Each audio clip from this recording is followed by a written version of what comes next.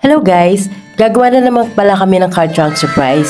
Nakagawa na nga pala kami ng birthday, graduation day at teacher's day. At this time naman gagawa kami ng anniversary. Tara samahan niyo ako hanggang dulo para makita niyo gaano kagandang ginawa namin. A week before pala nag-order na ako ng mga gagamitin para sa pagde-decorate. Thanks God at dumating ito na before the event. At eto na nga, sinek ko isa-isa kung tama yung mga dineliver nila. A day before ng anniversary, ginawa na nga pala namin itong mga lobo. Ito nga pala yung topper ng anniversary. 2 layer lang ang ginawa ko. Napakaganda at napaka-cute po ng pagkakagawa. Inumpisa na nga pala ng asawa ko yung design dito sa card trunk surprise. Una niya nilagay yung tela na golden yellow, sa kanya sinunod yung curtain na foil. Niladlan lang niya to para magandang tingnan. Nilagay na nga namin itong anniversary banner at bukas na namin itutuloy ang paglagay ng lobo. Kinabukasan na nga pumunta na kami sa bilihan ng bulaklak. Napakarami pong bulaklak na pagpipilian dito. Kung wala pala kayong idea kanong klaseng bulaklak ang paggagawa nyo, meron naman silang picture dito, bouquet of flowers kung anong gusto nyo.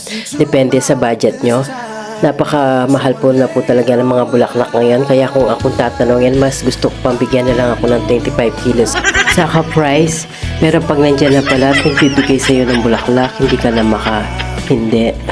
May kilig factor pa rin pala.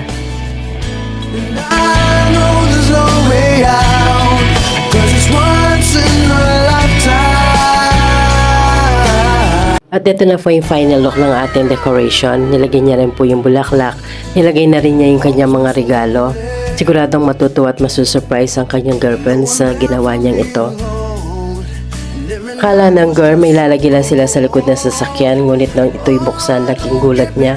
Ito ang surprise sa kanya ng kanyang boyfriend.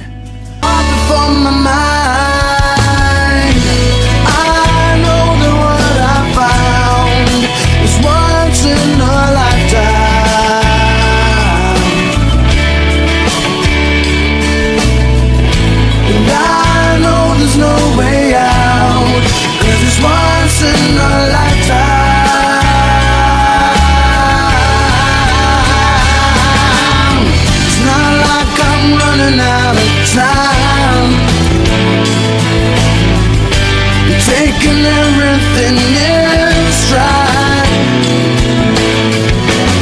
It's just I never thought I'd find what would make me change my mind.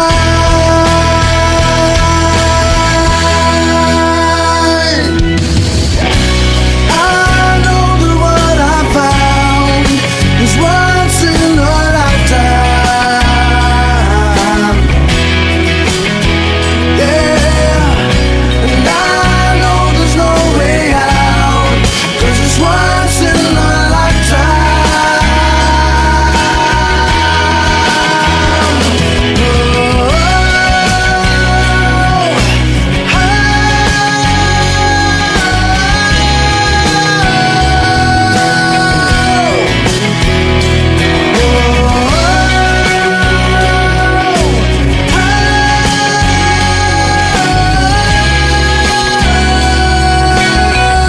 Isa na namang matagumpay na card trunk surprise na nagawa namin.